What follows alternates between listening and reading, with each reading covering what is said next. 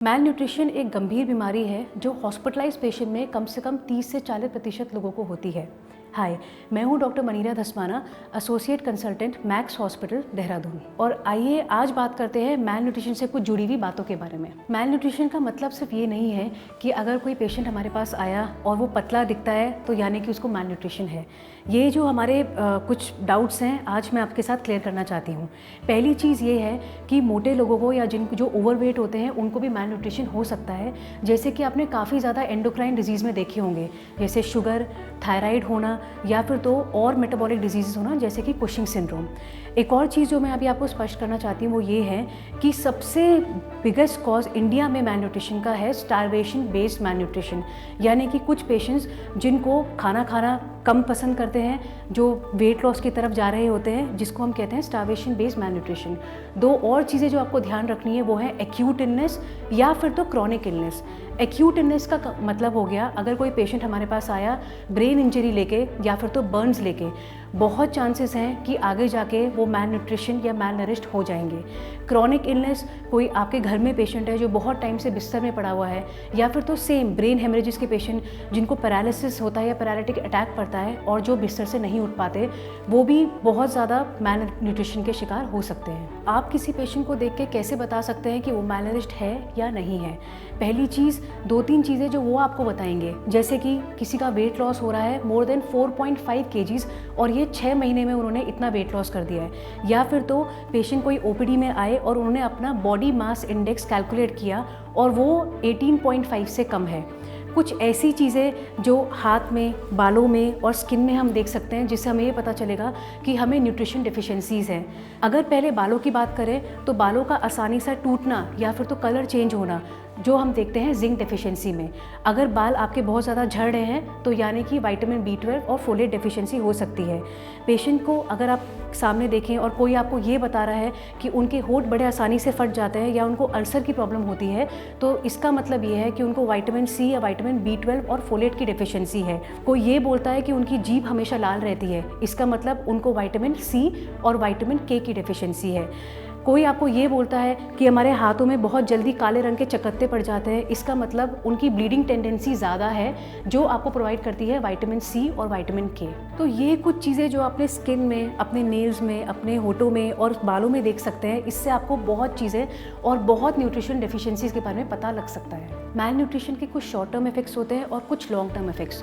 Long term effects का मतलब ये हो गया जो मरीज़ को काफ़ी दिनों तक नहीं छोड़ते हैं। शॉर्ट टर्म इफेक्ट्स का मतलब ये हुआ कि कोई अगर आपको ये बता रहा है कि उनका 4.5 किलो से ज़्यादा वेट गिर गया है 6 महीनों में, या फिर तो वो ये कहते हैं कि उनका पेट कभी ठीक रहता है कभी ख़राब रहता है, उनको भूख बहुत ज़्यादा कम रहती है, उनके बाल बहुत ज़्यादा झड़ रहे हैं। लॉन्ग टर्म इफेक्ट्स यूजुअली देखा जाता है जो पेशेंट 60 साल की उम्र से ज़्यादा होते हैं। तो आपको ये ध्यान रखना है कि क्या वो कोई दवाई है जो बहुत लंबे समय तक खा रहे हैं, स्पेशली स्टेरॉइड्स, या फिर तो वो कोई ऐसी बीमारी है जिससे वो काफ़ी लंबे समय से गुजर रहे हैं, जैसे कि शुगर या थायराइड। मैल न्यूट्रिशन को आप प्रिवेंट ज़रूर कर सकते हैं। कुछ चीज़ें जो आपको ध्यान रखनी है, जैसे कि अगर आपको बाल झड़ने शुरू हो गए हैं या फिर तो नेल्स आपके बहुत ब्रिटल या फिर तो हार्ड हो गए हैं, या आपको ऐसा लग रहा है कि आपकी स्किन या होंठ बहुत जल्दी फट जा रहे हैं या ड्राई हो जा रहे हैं, तो तुरंत अपने डॉक्टर से एक बार संपर्क करें।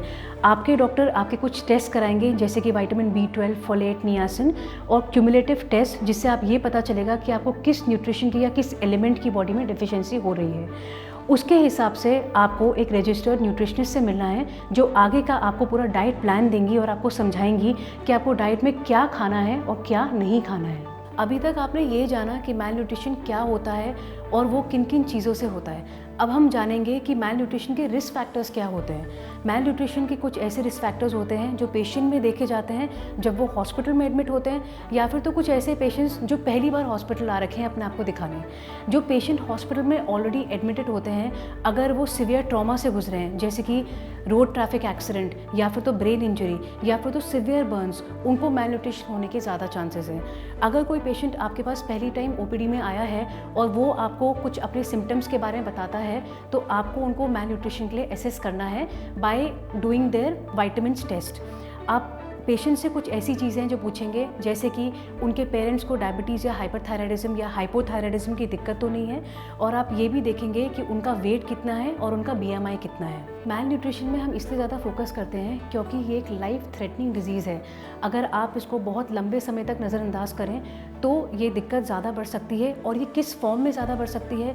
बहुत ईजिली आपको रिकरेंट इन्फेक्शन होना, जैसे कि निमोनिया, या फिर तो यूरिन के इन्फेक्शन, या शुगर एकदम से बहुत ज़्यादा बढ़ जाना, या जैसे कि मैंने आपको बताया मसल वेस्टिंग होना, यानी कि सारे मसल्स आपकी बॉडी की एट्रोफिड हो जाना और वज़न एकदम से बहुत ज़्यादा गिर जाना, या इससे जुड़े कुछ रिस्क फैक्टर्स होना, यानी कि आप पहले से डायबिटिक है, आपका थायराइड कंट्रोल में नहीं रहता है, आपको कोई खाने की दिक्कत है जैसे कि बुलिमिया या फिर तो एंजाइटी न्यूरोसिस जिसमें पेशेंट को ज़्यादा भूख नहीं लगती है, या फिर तो आपके बॉडी में कुछ मेटाबॉलिक चेंजेस होना, या कोई इन्फ्लेमेटरी प्रोसेस आपकी बॉडी में ऑलरेडी चल रही हो जिस वजह से आपको मैल न्यूट्रिशन हो सकता है। तो आज हमने ये जाना कि हॉस्पिटलाइज पेशेंट में मैल न्यूट्रिशन कितना ज़्यादा कॉमन है, और ये सिर्फ हॉस्पिटलाइज पेशेंट्स में नहीं, अगर आसपास आज चलते फिरते लोगों को भी मे भी ये बहुत कॉमन होगा, लेकिन आपको अपने सिम्टम्स समझने हैं, आपको चेक करने हैं अपने नेल्स, अगर स्किन ज़्यादा आसानी से फट तो नहीं रही है या फिर तो बाल झड़ रहे हैं, तो तुरंत अपने डॉक्टर को दिखाइए। वो आप पे कुछ टेस्ट रन करेंगे जिससे आपको पता चलेगा कि आपको किसी